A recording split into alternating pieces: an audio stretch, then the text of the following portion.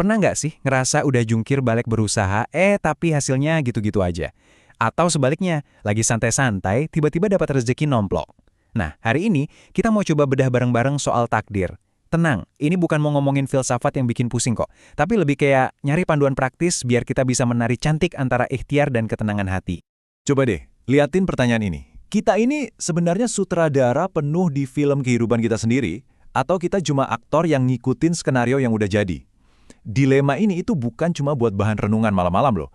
Ini yang nentuin kita bakal ngerasa berdaya atau malah nggak berdaya setiap harinya. Dan inilah inti dari semua yang akan kita kupas tuntas. Oke, ini dia peta perjalanan kita. Kita mulai dari akarnya dulu. Terus kita intip dua kubu ekstrim yang dulu perdebatannya panas banget. Habis itu, kita temuin jalan tengahnya yang brilian. Nanti kita juga bakal bedah mesin di baliknya.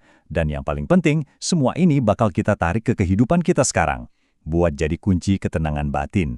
Yuk kita mulai. Oke, kunci pertama buat mecahin teka-teki takdir ini adalah dengan ngelihat hidup kita pakai dua kacamata yang beda. Para pemikir Islam klasik ngelihat ini bukan sebagai dua dunia yang terpisah, tapi lebih kayak dua lapisan realitas yang terjadi secara bersamaan. Gini deh bayanginnya, di level syariat kita hidup di dunia sebab akibat yang kelihatan mata. Kita belajar, ya kita jadi pinter. Kita kerja, ya kita dapat duit. Ini panggung kita buat berusaha dan bertanggung jawab. Tapi di waktu yang sama ada level hakikat yang jalan di belakang layar. Di level ini, semua sebab akibat tadi bisa terjadi cuma karena izin Tuhan. Api itu panas dan membakar kan? Tapi saat Tuhan mau, api yang sama bisa jadi dingin buat Nabi Ibrahim. Dua level ini jalan barengan, nggak bisa dipisah. Nah, masalahnya muncul waktu orang-orang cuma milih satu kacamata aja dan nolak yang lainnya. Dari situlah lahir perdebatan yang sengit banget dalam sejarah. Muncul dua kubu ekstrim yang pandangannya soal takdir tuh benar-benar berlawanan kayak langit dan bumi. Di satu sudut, ada kubu Jabariyah. Mereka bilang, kita itu cuma kayak wayang, dalangnya ya Tuhan. Mau kita baik atau jahat, itu semua udah dipaksa. Kita nggak punya kuasa apa-apa. Nah, di sudut seberangnya, ada kubu Qadariyah yang teriak, nggak bisa gitu, Tuhan kan kasih kita akal dan kehendak. Nasib kita itu 100% di tangan kita sendiri. Tuhan udah nggak ikut campur. Wah, bener-bener dua pandangan yang nggak mungkin ketemu kan? Dan ini tuh bukan sekedar debat teori loh. Implikasinya ke masyarakat gede banget. Paham Jabariyah bisa bikin orang jadi pasrah, jadi fatalis. Ngapain kerja keras? Kan semua udah diatur. Akibatnya apa? Inovasi bisa mandek. Sebaliknya, paham Qadariyah bisa memompa semangat kerja yang luar biasa. Tapi di sisi lain bisa bikin orang jadi sombong dan lupa sama peran Tuhan. Jadi yang benar yang mana dong? Nah, di tengah pertarungan dua kutub ekstrim ini, untungnya muncullah sebuah sintesis yang super cerdas dari mazhab Asy'ariyah. Mereka nggak milih salah satu, tapi ngerumusin sebuah jalan tengah yang mendamaikan keduanya. Solusinya ada pada satu kata kunci yang jenius, kasb. Gini deh analoginya. Tuhan yang nyiptain mobil, lengkap dengan bensin dan mesinnya. Tapi kita yang duduk di kursi pengemudi, kita yang pegang setirnya, kita yang milih mau belok kanan ke jalan yang baik atau belok kiri ke jalan yang buruk. Tuhan menciptakan dayanya, kita yang mengarahkannya. Nah, pilihan arah inilah yang bakal dihisap nanti. Jadi, alurnya selalu ada 3 langkah. Pertama, penciptaan ilahi.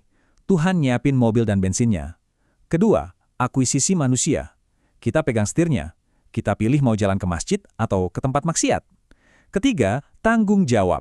Nah, pilihan sadar kita inilah yang dinilai. Solusi yang elegan banget kan? Tuhan tetap maha kuasa, tapi kita juga tetap punya tanggung jawab penuh atas semua pilihan kita. Biar kita makin ngerti jalan tengah ini, ada 2 konsep pendukung lagi yang penting banget buat kita pahami. Ini bakal ngebantu kita ngelihat gimana sih sebenarnya takdir dan ikhtiar itu bekerja dalam satu bingkai yang utuh. Oke, siap-siap ya, karena ide dari Imam Al-Ghazali ini benar-benar bisa mengubah cara kita memandang dunia. Kata beliau, api yang membakar kapas itu bukan karena hukum alam yang berdiri sendiri, itu tuh cuma kebiasaan yang Tuhan ciptakan. Tuhan, sang musabbib al-asbab atau penyebab dari segala sebab, pada hakikatnya setiap detik memerintahkan api untuk membakar. Artinya, semua hukum fisika di alam semesta ini adalah kehendaknya yang terjadi secara real time. Wow! Ini nih, pembedaan yang krusial banget. Ada yang namanya irodah. Ini kehendak Tuhan supaya sesuatu itu ada atau terjadi. Contohnya, terjadinya gerhana bulan. Itu bagian dari sistem kosmik yang Dia ciptakan. Di sisi lain, ada yang namanya amr. Ini perintah moral dari Tuhan. Nah, pas gerhana terjadi, amr atau perintahnya itu bukan supaya kita takut sama mitos-mitos, tapi justru untuk sholat dan merenungi kebesarannya. Jadi meskipun suatu musibah terjadi atas irodahnya, amrnya adalah agar kita merespon dengan sabar dan ikhtiar. Oke, cukup teorinya. Pertanyaan utamanya sekarang, terus gimana semua ini bisa ngebantu kita ngadepin deadline kerjaan, tagihan bulanan, dan segala kecemasan hidup?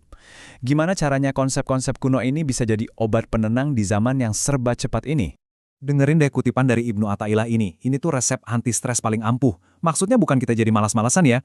Artinya, kerjain bagianmu sebaik-baiknya, sekeras-kerasnya, terus resign deh dari jabatan manajer alam semesta. Lepasin beban untuk kontrol hasil akhir. Biarin sang maha manajer yang ngambil alih. Nah, sikap mental inilah yang disebut tawakal. Ini bukan duduk diam nunggu duit jatuh dari langit. Tawakal itu ketenangan yang justru datang setelah kita udah berusaha mati-matian. Sebelum ikhtiar, kita wajar cemas. Tapi setelah ikhtiar maksimal, kita bisa narik napas lega. Karena kita tahu kita udah ngelakuin bagian kita. Sisanya, udah ada di tangan yang paling bisa diandalkan. Inilah puncak kesehatan mental. Biar lebih kebayang, kita lihat bedanya dalam tindakan nyata. Waktu pandemi kemarin, respons fatalis tuh yang bilang, kalau takdirnya kena ya kena aja sambil nolak prokes. Tapi, respons tawakal yang proaktif itu, ikhtiarku adalah pakai masker dan berobat. Hasilnya aku serahkan sama Tuhan. Sama juga pas kita lagi susah ekonomi atau pas lihat gerhana. Ikhtiar kita, entah itu kerja keras atau berdoa, itu sendiri adalah cara kita menyambut takdir, bukan melawannya. Jadi, kita sampai di kesimpulan akhir nih. Inti pesannya bukan milih antara ikhtiar atau takdir, tapi gimana caranya kita menemukan harmoni yang indah di antara keduanya. Jadi, ini dia rangkumannya. Coba deh bayangin ada sebuah garis. Di sisi kita ada ikhtiar. Ini wilayah kita, 100% tugas kita. Nah, di seberang garis itu ada hasil. Itu wilayahnya Tuhan, hak prerogatifnya. Ketenangan sejati itu datang pas kita berhenti mencoba loncat-loncat ke wilayahnya. Kita berjuang habis-habisan di wilayah kita, lalu serahkan hasilnya dengan ikhlas. Ingat, iman itu bukan transaksi, tapi hubungan kepercayaan. Jadi, saya mau ninggalin Anda dengan satu pemikiran terakhir. Gimana kalau selama ini kita salah lihat? Gimana kalau takdir itu bukan penjara yang ngurung kita? Gimana kalau takdir itu sebenarnya sebuah undangan? Undangan buat menari? Sebuah tarian di mana setiap langkah ikhtiar kita disambut oleh irama ketetapannya, yang akhirnya menciptakan sebuah harmoni yang luar biasa indah. Terima kasih sudah menyimak.